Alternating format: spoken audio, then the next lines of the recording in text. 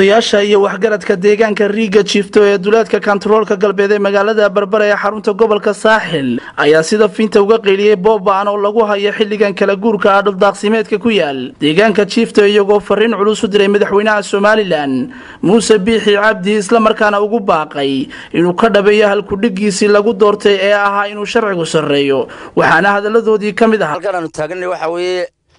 dhulkii Berbera ama gobolka Saaxil xeebihiisii oo sida loo qaybsaday waxaan ku suurayno garanmayna anagu oo leeyahay bilaadan ba wax qof bilaadan la siinaya waa dhinac walba dhinac 20 kilomitir dhinac 10 kilomitir dhinac 30 kilomitir baan u maleynaa san qiyaasay waxay xeebta meeshaasi u jirtaa Riiga leedahay in Riiga Chiefto ayay bari ugu toosantay waa dhulkii xoog daaqanka ee xooluhu ay deganayeen dadku ay deganaayeen illa siinaya iyo cid loo waageeray ma garanaynin ninba waageertay ba leeyay isagu si saxaxay oo isagu leh oo golaha deegaanka haysta oo loo shaqeynayo oo cid allaala cid uga dambaysaana cid uga sareysatoona waxaan leenahay sidii aad horeba u tiri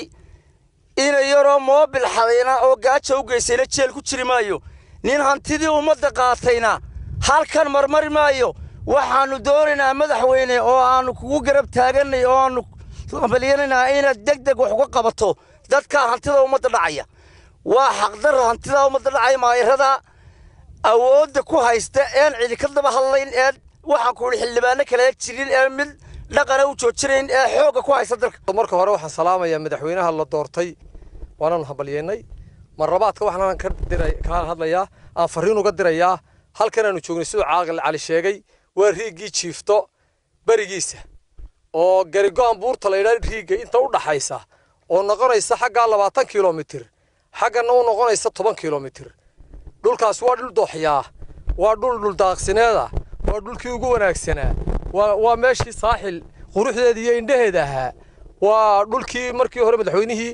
hore lama bixin kan dambana de kursigii looma dhaarin oo ku fadhiisan laba dhexdood baa la doonayay in laga dhex siibo dhulka markii aan xoogsan waxa la yiri waxa leh maayirka Cabdishakuur isagaana isu saxay Cabdishakuurna daakhire Ilaahay uu la xisaabtamaya ifkana waa lagu xisaabtami doonaa aakhirana way sugaysaa ragna wuxuu u diiday 20 mitir ayuu intuu feelkoodii ka jeeray meeshuu jeexjeexay ayuu go'aan cid kale u sameeyay isna sida uu helaa 20 kilomitir iyo 10 kilomitir inuu midigtiisa ku seexdo waa la soo doortay umad baa soo dooratay umadii soo doortay halkan ay joogtay ku nooshaa iyo hareeraheeda aniga geelay halkan dhexdiisa uu xiro ku leeyahay uu joogaa uu ku nool yahay halkan keenay waa daqashaan ka daqanaya oo loo kaali jiray uga hadlana xagga waa u 20 kilomitir ilaa iyo dubar xagga wadadana waa ilaa iyo 10 kilomitir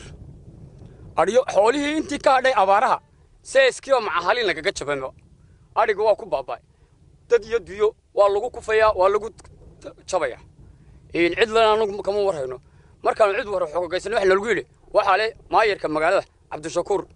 isagana gacanta ku soo iskuna saxiixa dawladda cusub waxaanu u sheegnaa iyo madaxweynaha cusub ee la doortay yaa waddanka inuu wax ka soo gaaro hadii kale gacan ba hadli doonta